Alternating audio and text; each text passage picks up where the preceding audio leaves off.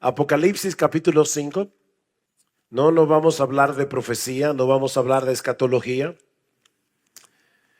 Vamos a hablar acerca de las excelencias de nuestro Señor.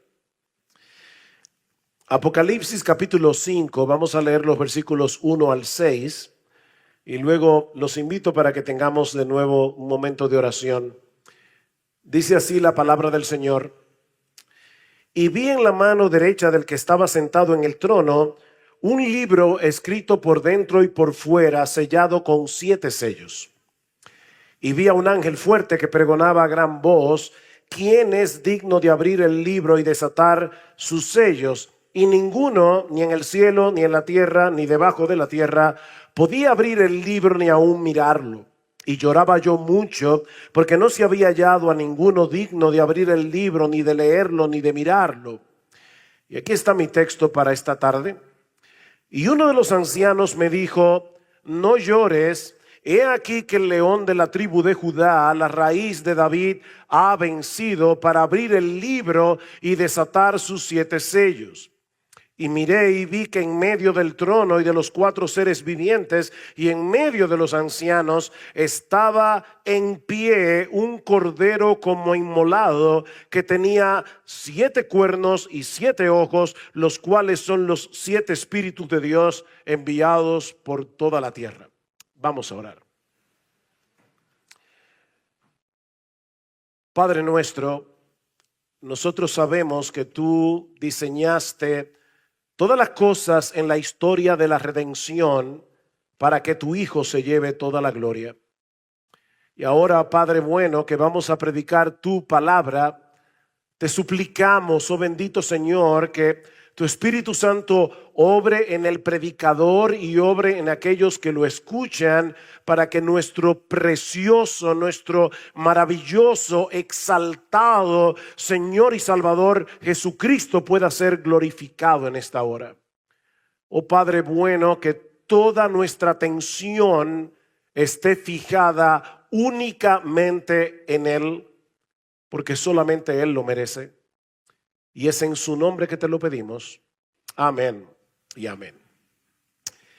Providencialmente, el miércoles me encontraba viajando para venir hacia la conferencia mientras Colombia jugaba con Uruguay el partido de la Copa América. Y ya ustedes se pueden imaginar la euforia que hubo en el avión cuando el piloto anunció que Colombia había ganado 1-0. De hecho, yo tenía una señora al lado mío que pensé que le iba a dar un infarto. Ella venía hablando con su niña de 4 o 5 años, explicándole todas las incidencias del partido. Me pregunto si la niña estaba entendiendo algo. Desde que estábamos en la sala de espera del aeropuerto, yo creo que casi todos los que estábamos allí estaban atentos a la pantalla. Luego entramos al avión y tenían celulares y estaban viendo el juego. Ahora, pensemos por un momento en lo que esa victoria significó para ustedes los colombianos. Yo sé que aquí hay hermanos de Chile, de otros lugares, pero vamos a pensar ahora en los colombianos. Cuando Jefferson Lerma anotó ese gol, llenó de júbilo a toda una nación y obviamente también de la esperanza de ganar la copa el domingo. Ese instante en que este jugador anotó el gol, no solo fue glorioso para él, en cierto modo fue glorioso para todos ustedes como colombianos. Todos ustedes comparten esa gloria en cierto modo. Bueno, en un sentido infinitamente mayor, lo que quiero que veamos en esta ocasión es que las excelencias de Cristo, que es el tema de esta exposición, no solo nos muestran su gloria, sino que tienen un impacto profundo en todo su pueblo. Todos nosotros somos impactados por la gloria del Señor. Pablo nos dice en su segunda carta a los Corintios, en el capítulo 3, versículo 18, que todos nosotros, mirando a cara descubierta como en un espejo la gloria del Señor, somos transformados de gloria en gloria en la misma imagen como por el Espíritu del Señor. Al contemplar la luz de su gloria en el Evangelio, así como cuando el sol comienza a subir en el amanecer y de repente comenzamos a ver más claramente todo lo que hay a nuestro alrededor. Bueno, de la misma manera, mis hermanos, la luz de la gloria de Cristo baña nuestro ser, baña nuestro corazón. Las tinieblas se disipan y comenzamos a reflejar su carácter. Nos maravillamos de su gracia, nos conmovemos por su sacrificio, nos asombra y sorprende su amor y somos impulsados a vivir de una manera que le glorifique a Él. Contemplando su gloria, somos transformados de gloria en gloria. Ahora bien, ¿en qué consiste la gloria de Cristo? Mis hermanos, ¿qué es lo que hace a Cristo el ser más extraordinario, más maravilloso, más sorprendente, más asombroso, más deleitoso, más admirable de todo el universo? ¿En qué consiste la gloria del Señor? Cuando decimos admirar a una persona, ¿qué es lo que admiramos? Bueno, usualmente esa admiración surge del balance que vemos en los rasgos más característicos de su personalidad. O sea, es la armonía de sus virtudes lo que suele llamar la atención de aquellos individuos que nosotros consideramos admirables. Por ejemplo, si una persona posee fuertes convicciones, pero al mismo tiempo carece de compasión, carece de ternura, cuando habla lo hace con aspereza y dando la impresión de que nunca se equivoca, es posible que apreciemos su determinación, pero es muy difícil que lo admiremos a él. Por el contrario, si alguien es amable, tierno, pero es al mismo tiempo una veleta, que hoy dice una cosa, mañana dice otra, para estar bien con todo el mundo, eso difícilmente va a provocar en nosotros admiración. ¿Se dan cuenta, mis hermanos? Es la armonía de sus virtudes de esa persona lo que suele maravillarnos. Bueno, lo que yo trataré de demostrar en esta ocasión a la luz de Apocalipsis capítulo 5, versículos 5 al 6, es que la gloria de nuestro Señor Jesucristo consiste en lo que el teólogo americano Jonathan Edwards ha llamado una admirable conjunción de excelencias diversas que solo se encuentra en Cristo y en nadie más. Voy a repetir esto porque son muchas palabras. Jonathan Edwards decía que la gloria de Cristo consiste en una admirable conjunción de excelencias diversas que solo se encuentra en Cristo y en nadie más. En otras palabras, el Señor Jesucristo posee una compleja y perfecta armonía que hacen de él un ser absolutamente único, absolutamente incomparable, absolutamente admirable. Y yo espero que el Espíritu Santo use esta débil predicación, use estas débiles palabras para impactarnos a todos con la gloria de Jesús. El contexto de estos dos versículos es una visión que Juan tiene en el capítulo 5 de un libro sellado con 7 sellos. Vean una vez más el versículo 3. Dice que Juan ve este libro, escucha a un ángel pregonando quién es digno de abrir el libro y desatar sus sellos. Y ahora dice Juan, y ninguno ni en el cielo, ni en la tierra, ni debajo de la tierra podía abrir el libro, ni aún mirarlo. Nadie podía abrir ese libro. En los días del apóstol Juan, los libros se escribían mayormente en rollos de papiros que se leían en la medida en que los libros eran desenrollados. A menudo esos rollos se escribían en ambas caras, sobre todo cuando faltaba espacio. Por eso dice aquí que este rollo estaba escrito por dentro y por fuera. Y cuando se trataba de un documento legal, eran sellados de manera que solo podían ser abiertos por una persona autorizada. Si el documento era de mucha importancia, era probable que el libro fuera sellado con varios sellos para ser doblemente oficial, un documento oficial. Ahora, ¿cuál era el contenido de este rollo y por qué era tan importante? Al compararlo con otros pasajes de las Escrituras, podemos concluir que este libro contiene los propósitos de Dios para la redención de su pueblo y el juicio de los impíos. En esto consiste el libro, y eso viene a ser evidente a medida que los sellos son abiertos a partir del capítulo 6. Es un libro que contiene palabras de juicio y palabras de salvación. Juicio contra el mundo rebelde y pecador, salvación para todos aquellos que se han amparado por la fe en la obra redentora de Cristo. En el libro de Ezequiel encontramos una visión similar en el capítulo 2. Dice que Ezequiel ve un rollo que estaba escrito por delante y por detrás. Y ahora escuchen, en él estaban escritas lamentaciones, gemidos y ayes. Este libro contiene la clave para la ejecución de los propósitos de Dios para todas sus criaturas, humanas y angélicas, creyentes e incrédulas. Pero hay un problema.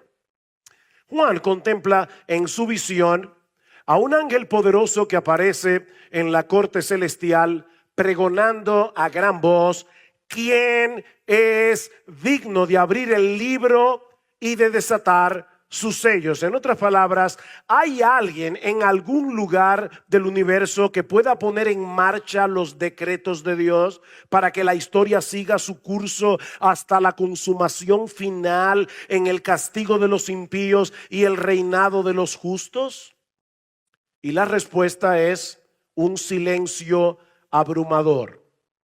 No había nadie que pudiera abrir ese libro. Ni los ángeles de más alto rango que están alrededor del trono podían poner en ejecución, podían poner en acción los decretos de Dios. De ahí la angustia de Juan, versículo 4. Y lloraba yo mucho, porque no se había hallado a ninguno digno de abrir el libro, ni de leerlo, ni de mirarlo. Si este libro no es abierto, los propósitos redentores y judiciales de Dios no tendrían cumplimiento. Todos aquellos que violaron impunemente su ley moral y maltrataron a su pueblo quedarían sin castigo. La justicia de Dios sería burlada. Tampoco habría esperanza alguna para el pueblo de Dios. No habría segunda venida, ni cielos nuevos, ni tierra nueva. El paraíso que Adán y Eva perdieron en la caída por su desobediencia nunca sería recobrado si ese libro no es abierto. Todas las promesas de Dios reveladas en su palabra serían meras palabras al viento, y Satanás y sus huestes demoníacas se habrían salido con la suya. Por eso lloraba Juan. O sea, Juan no estaba llorando porque no iba a poder satisfacer su curiosidad escatológica. O sea, hay personas que están todo el tiempo viendo: Siria atacó a no sé quién, Irán atacó a no sé quién, y eso debe ser que... No, Juan no estaba pensando en nada de eso. Su angustia representa el anhelo de su iglesia, de la iglesia de Cristo, clamando a través de los siglos: oh Dios, que venga a tu reino, que se haga tu voluntad en la tierra como se hace en el cielo. Pero entonces, uno de los ancianos que estaba alrededor del trono se acerca a Juan y le dice: ya deja de llorar. Te tengo una buena noticia. sí hay uno y solo uno, lo suficientemente digno como para acercarse al trono, tomar el libro, abrirlo y romper sus sellos. Versículo 5. Y uno de los ancianos me dijo: no llores. Y la expresión es: deja de llorar. Y aquí está ese uno, que el león de la tribu de Judá, la raíz de David, ha vencido para abrir el libro y desatar sus 7 sellos.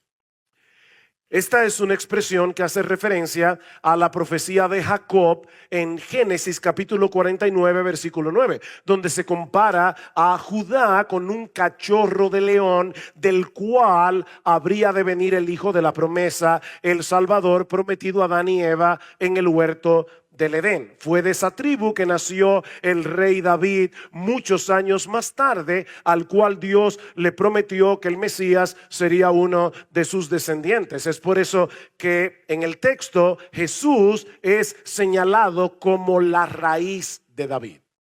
Ahora, esta expresión es interesante porque David, como hombre, antecede a Jesús en su naturaleza humana por más de 1000 años.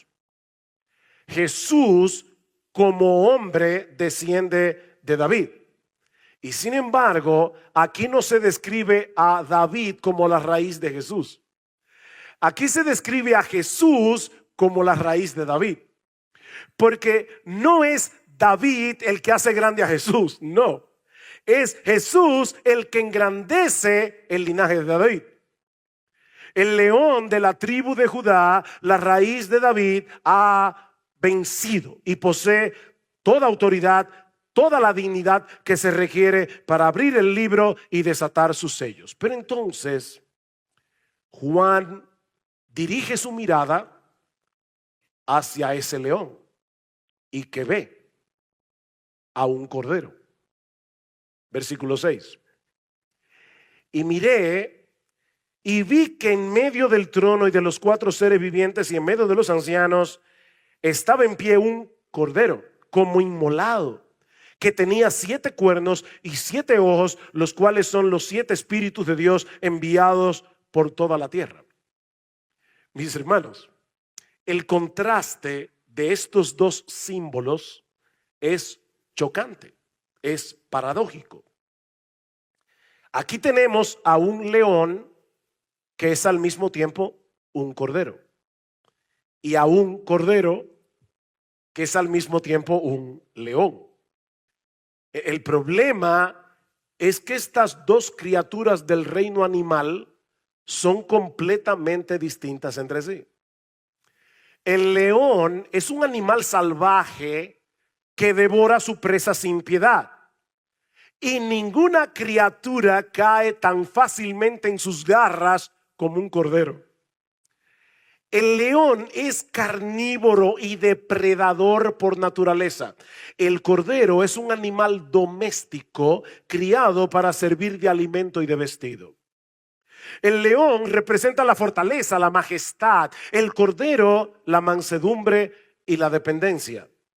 Sin embargo, Cristo es presentado aquí no como un león, ni tampoco como un cordero, sino como un león que es también un cordero.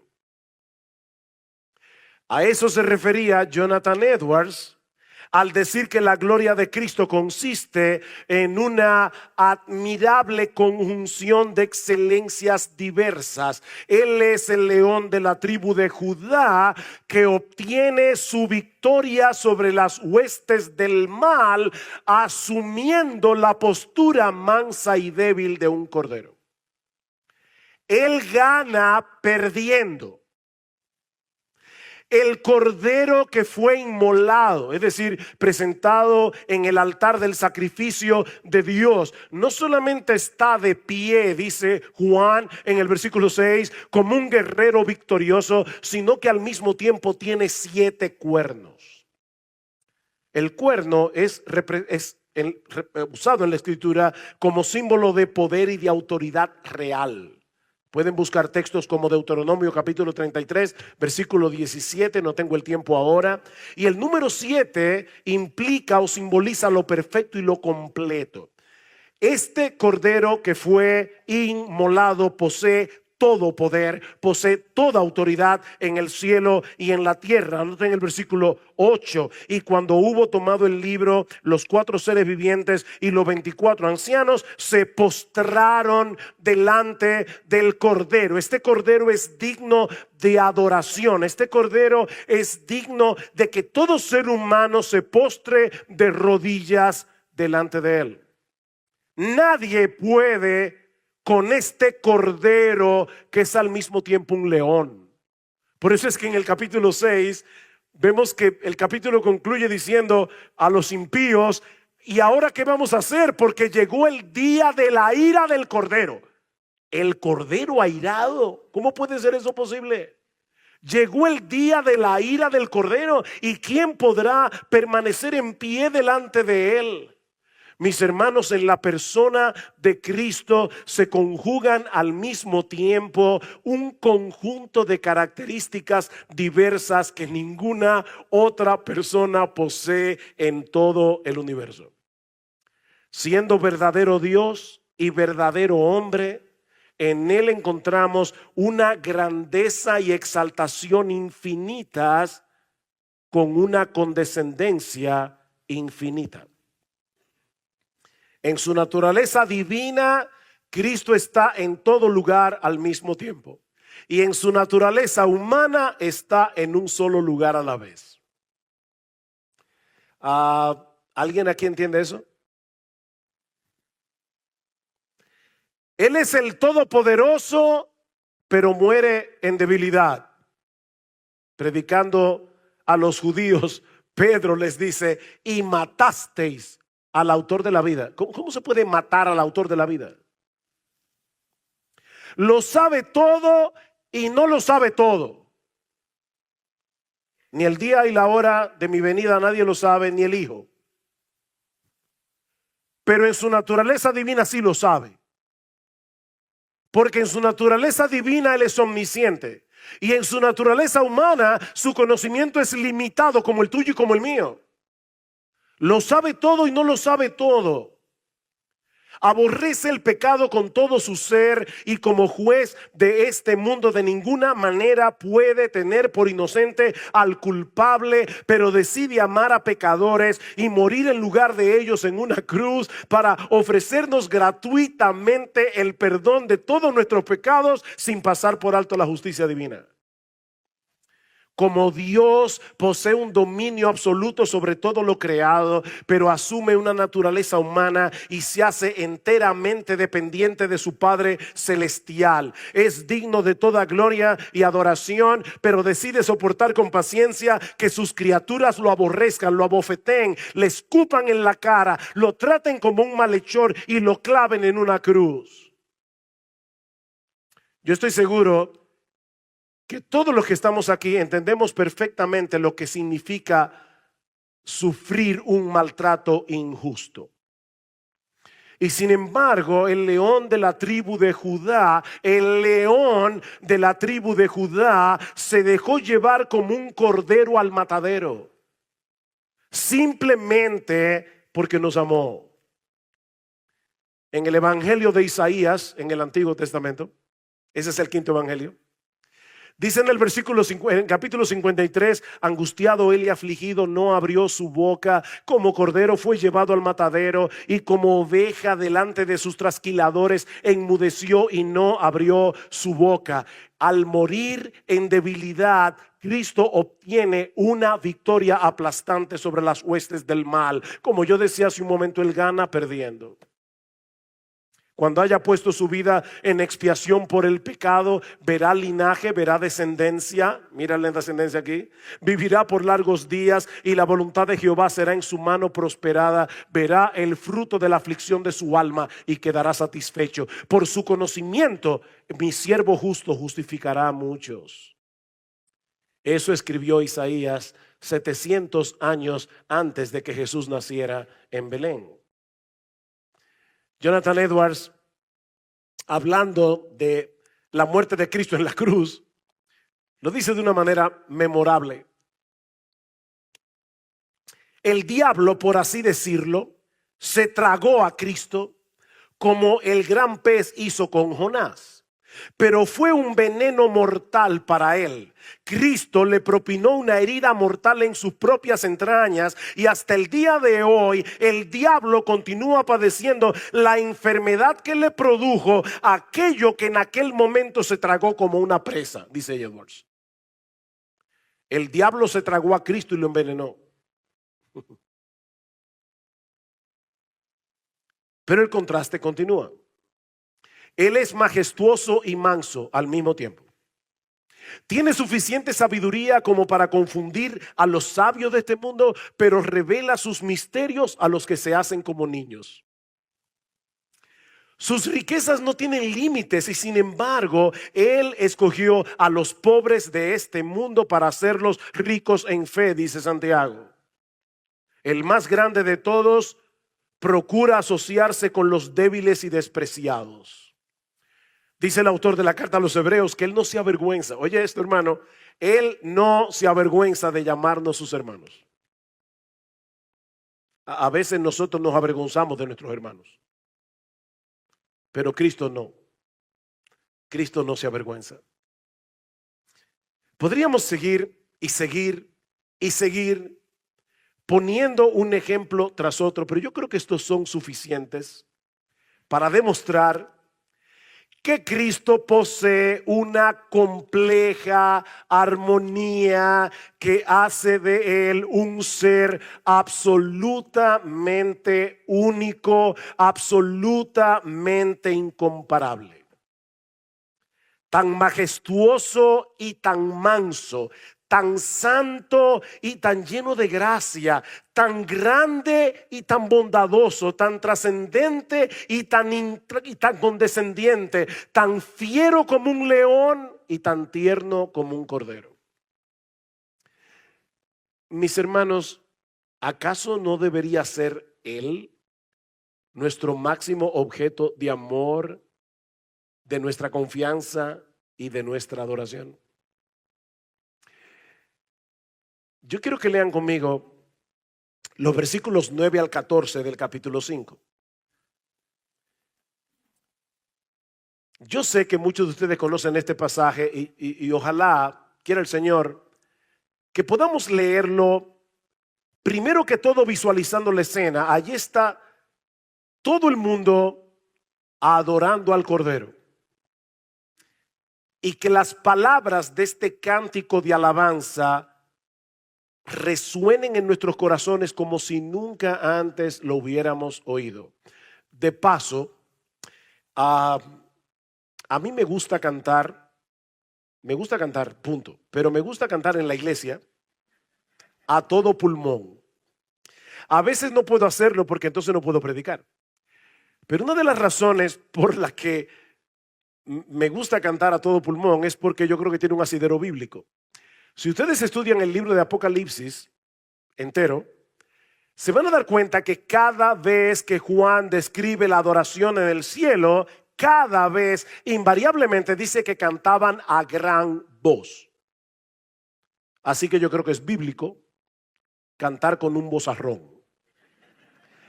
Y si tú desafinas, no te preocupes, que la sangre de Cristo purifica tu alabanza. Ok, habiendo aclarado esto, ahora escuchen la alabanza en el cielo. Versículo 9. Y cantaban un nuevo cántico diciendo: digno eres de tomar el libro y de abrir sus sellos, porque tú fuiste inmolado y con tu sangre nos has redimido para Dios de todo linaje y lengua y pueblo y nación, y nos has hecho para nuestro Dios reyes y sacerdotes, y reinaremos sobre la tierra. Y miré y oí la voz de muchos ángeles alrededor del trono y de los seres vivientes y de los ancianos, y su número era millones de millones, que decían a gran Vos, el Cordero que fue inmolado, es digno de tomar el poder, las riquezas, la sabiduría, la fortaleza, la honra, la gloria y la alabanza. Y a todo lo creado que está en el cielo y sobre la tierra y debajo de la tierra y en el mar, y a todas las cosas que en ellos hay, oí decir al que está sentado en el trono y al Cordero, sea la alabanza, la honra, la gloria y el poder por los siglos de los siglos. ¿Saben qué, mis hermanos? Esa será nuestra perspectiva de ese Cordero cuando estemos en su presencia. Pero Dios le dio a Juan esa visión y el Espíritu Santo lo movió a dejarlo escrito en un libro bajo la inspiración de su Espíritu, para que ahora tú y yo podamos ver a Cristo por la fe reinando sobre el trono del universo. Cristo no será más digno de adoración cuando tú y yo lleguemos al cielo. No. Él es digno de adoración ahora. Ahora. Y nosotros somos parte de ese pueblo que fue comprado de toda lengua, de toda tribu, de toda nación para Dios por la sangre del Cordero. Y aunque nuestro entendimiento de todas esas cosas es muy limitado de este lado del cielo, lo que Dios nos ha revelado en su palabra acerca de la gloria de nuestro Salvador es suficiente para que, mirando a Cristo en las páginas de las Escrituras, mirando su gloria, nosotros seamos transformados de gloria en gloria al contemplar esa admirable conjunción de excelencias diversas. Ahora yo quiero que vayan conmigo a 2 Corintios capítulo 3. El texto que yo cité al principio, porque ya nos vamos a quedar ahí en el resto del sermón. Déjame hacerte una pregunta. ¿Cómo fue que Dios te salvó? Tú estabas muerto en tus delitos y pecados. Eso lo vimos esta mañana cuando Alejandro estaba predicando de Efesios capítulo 2. Y Él os dio vida a vosotros cuando estabais muertos en vuestros delitos y pecados. No estabas enfermo, no estabas agonizando, estabas muerto. Hace unos años, Erwin Lutzer visitó nuestra iglesia. Algunos de ustedes quizás han leído alguno de sus libros. Y tuvimos una charla privada en la oficina después que predicó. Y él nos contaba que él tuvo que dar una clase de predicación en un seminario.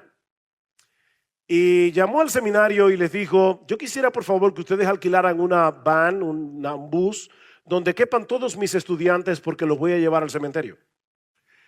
Llevó a todos los estudiantes al cementerio y le dijo: ok, yo quiero que ahora ustedes se cojan una tumba.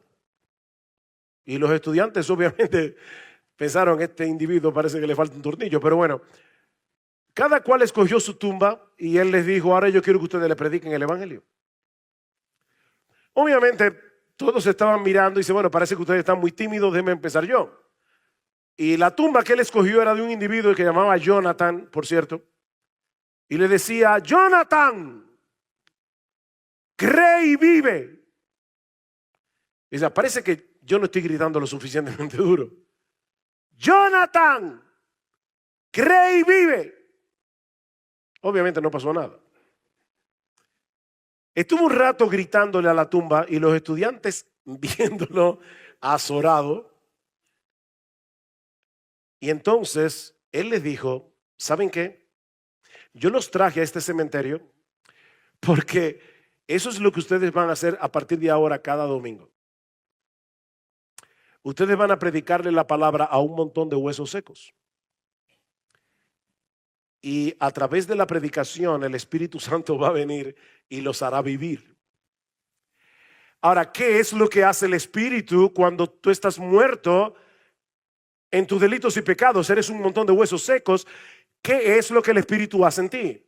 El Espíritu Santo te abre el entendimiento y transforma tu corazón para que por primera vez en tu vida tú veas la gloria de Jesús.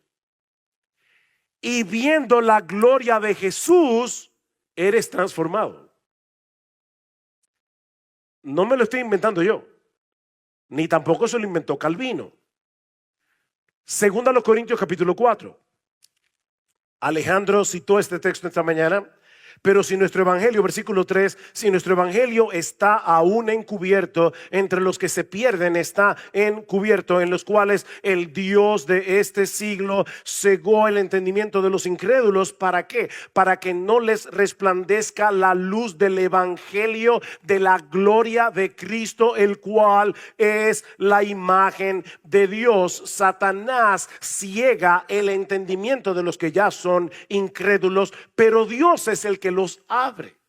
¿Para qué? Para que comencemos a ver lo que Satanás no quiere que veamos: la luz del evangelio de la gloria de Cristo, el cual es la imagen de Dios. Así que, volviendo otra vez a la pregunta, ¿cómo fue que tú creíste? Tú creíste el día que Dios te abrió los ojos del entendimiento para que tú pudieras ver a Cristo glorioso. Y cuando tú viste a Cristo glorioso, la visión de su gloria a través del evangelio fue lo que te trajo de la muerte a la vida. ¿Cómo lo sabemos? Sigue leyendo el texto. Versículo 5. Porque no nos predicamos a nosotros mismos, sino a Jesucristo como Señor, y a nosotros como vuestros siervos por amor de Jesús. Pablo, yo no te estoy entendiendo. Ya tú has dicho que el pecador está ciego, él no puede ver la gloria de Cristo. Entonces, ¿para qué tú predicas a Cristo? Por esta razón, versículo 6, porque Dios, la razón por la que yo predico a Cristo y no me predico a mí mismo, mis hermanos pastores, yo sé que aquí hay algunos pastores, nunca tomen un púlpito para hablar de ustedes mismos. Este no es el lugar para que un hombre sea exaltado. Lo único que se hace en este trono es exaltar a aquel que está sentado en el trono a la diestra del Padre. No te atrevas a usar el púlpito para exaltarte a ti mismo, ni para contar 25 historias de tu vida, porque el púlpito no es para eso. Habiendo dicho eso, volvamos al texto. Pablo dice, porque no nos predicamos a nosotros mismos. No nos predicamos a nosotros mismos, sino a Jesucristo como Señor. ¿Por qué, Pablo? ¿Por qué tú le predicas a un grupo de huesos secos, a personas que están muertas, a personas que están ciegas? Por una sencilla razón: porque Dios, que mandó que de las tinieblas resplandeciese la luz, es el que resplandeció en nuestros corazones para iluminación del conocimiento de la gloria de Dios en la faz de Jesucristo. En otras palabras, el mismo Dios que en Génesis capítulo 1 versículo 3, cuando la tierra estaba desordenada y vacía y solo había oscuridad, dijo: sea la luz, y la luz fue hecha. Vino a ti cuando el evangelio de la gloria de Jesús estaba siendo predicado, y por el poder de su Espíritu Santo, Dios te dijo: sea la luz, y de repente tuviste lo que nunca antes habías visto, que Jesucristo es tan y tan y tan glorioso que vale la pena entregarle toda tu vida a Él. Así fue que te convertiste. Pero ahora Pablo va a responder otra pregunta. Ok, Pablo, ya estoy convertido, ya vi la gloria de Jesús, pero yo quiero crecer, yo quiero cambiar, yo quiero madurar. ¿Cómo lo hago? Exactamente como comenzaste tu vida cristiana, viendo la gloria de Cristo. ¿Saben por qué esta conferencia es importante? Porque todos los predicadores que han pasado por aquí nos han dado un vislumbre de la gloria, la hermosura de nuestro Señor y Salvador. ¿Y qué pasa cuando los predicadores proclaman la gloria de Jesús? Capítulo 3, versículo 18. Dice Pablo: por tanto, nosotros todos, mirando a cara descubierta como en un espejo, y no tengo tiempo para demostrar que ese espejo es la Biblia, pero dice: mirando como en un espejo la gloria del Señor, somos transformados de gloria en gloria en la misma imagen como por el Espíritu del Señor. Pablo ha venido hablando de lo que pasó con Moisés. ¿Recuerdan en Éxodo 34, versículo 29? Cuando él subió al monte, se expuso a la gloria de Dios, y cuando descendió del monte, su piel él brillaba. Bueno, Pablo dice aquí, ¿saben qué? Creyentes del nuevo pacto, ese privilegio ahora lo disfrutan todos los creyentes por igual. Todos nosotros mirando a cara descubierta como en un espejo la gloria del Señor. Y mientras contemplamos su gloria, el Espíritu Santo que mora en nosotros y cuya obra principal es glorificar a Cristo, Juan 16:14, continúa abriendo nuestro entendimiento para que veamos más de esa gloria, para que nuestra admiración por Él siga creciendo y de esa manera continuemos siendo transformados. Mi hermano, mi hermana, hay un principio espiritual importantísimo detrás de todo esto. Tú te conviertes en lo que adoras. Ese es el problema de la idolatría. Dice en el Salmo 115 que los ídolos tienen mano y no palpa, tienen pies y no camina, tienen ojos y no ven, tienen nariz y no huelen, tienen oreja y no oyen. Y ahora dice en el versículo 8, semejantes a ellos son los que los hacen y cualquiera que confía en ellos. Tú te conviertes en lo que adoras. La admiración produce transformación, para bien o para mal. Lo que el Espíritu Santo hace en nosotros es iluminar los ojos del entendimiento para que veamos más claramente que no hay nada ni nadie en este mundo que deba producir una mayor admiración que nuestro glorioso Señor Jesucristo. Así que la solución para tu crecimiento espiritual no está en ponerte más reglas que las que están en la Biblia. No está en hacer más resoluciones y promesas. Y aclaro, no hay nada de malo en hacer resoluciones. El mismo Jonathan Edwards, a quien hemos estado citando aquí, escribió 70 resoluciones cuando era un jovencito para vivir conforme a ellas. No hay nada de malo, en hacer resoluciones. Pero mi hermano, mi hermana, nada de eso va a resultar si no nos dedicamos a contemplar la hermosura de Jesús. Eso no funciona.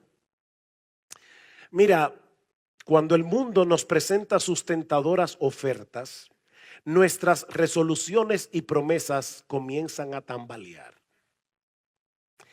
A menos que contemplemos esas ofertas a la luz de la gloria de Jesucristo. Es entonces cuando nos damos cuenta que no vale la pena cambiar una cosa por la otra. ¿Ven el punto? Y Dios ha revelado esa gloria en el Evangelio. Eso es lo que dice Pablo. El Satanás cegó el entendimiento de los incrédulos. ¿Para qué? Para que no les resplandezca la luz del Evangelio, de la gloria de Cristo. En la misma medida en que contemplemos con admiración la gloria de Cristo desplegada en las Escrituras y el plan de redención que allí se revela, en esa misma medida el Espíritu Santo impactará nuestras almas con esa gloria para transformarnos de gloria en gloria en la misma imagen. Mi hermano, mi hermana, contempla esa gloria en las páginas de las Escrituras hasta que el brillo de su resplandor sea tan evidente para ti que ninguna cosa de este mundo pueda hacerle sombra. Medita en ello a lo largo del día mientras te envuelves en tus labores cotidianas, cuando tienes que enfrentar las dificultades y tentaciones de este mundo caído. Cuando ponemos a Jesús delante de nuestros ojos, a ese Jesús que hemos visto hoy en Apocalipsis, no importa qué tan atractiva pueda parecer la oferta del mundo, todo palidece ante el brillo de su gloria. ¿Tú crees eso? Entonces comienza hoy, no mañana, comienza hoy a leer tu Biblia. No porque si no la lees te va a caer un rayo del cielo. Eso es legalismo. Lee tu Biblia todos los días y pídele al Espíritu Santo que mientras la lees tú puedas conectar los puntos, porque Cristo aparece en todo este libro. Todo este libro trata acerca de Él. Lee tu Biblia y busca a Cristo. Y cuando lo encuentres, detente a admirarlo. Y la contemplación de su gloria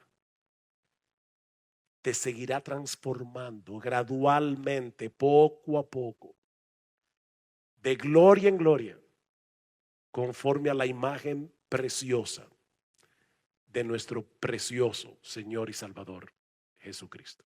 Amén y amén. Vamos a orar. Padre, gracias te damos porque te habíamos pedido, Señor, que tú vengas por tu Espíritu, por medio de tu palabra, para que Cristo pudiera ser exaltado.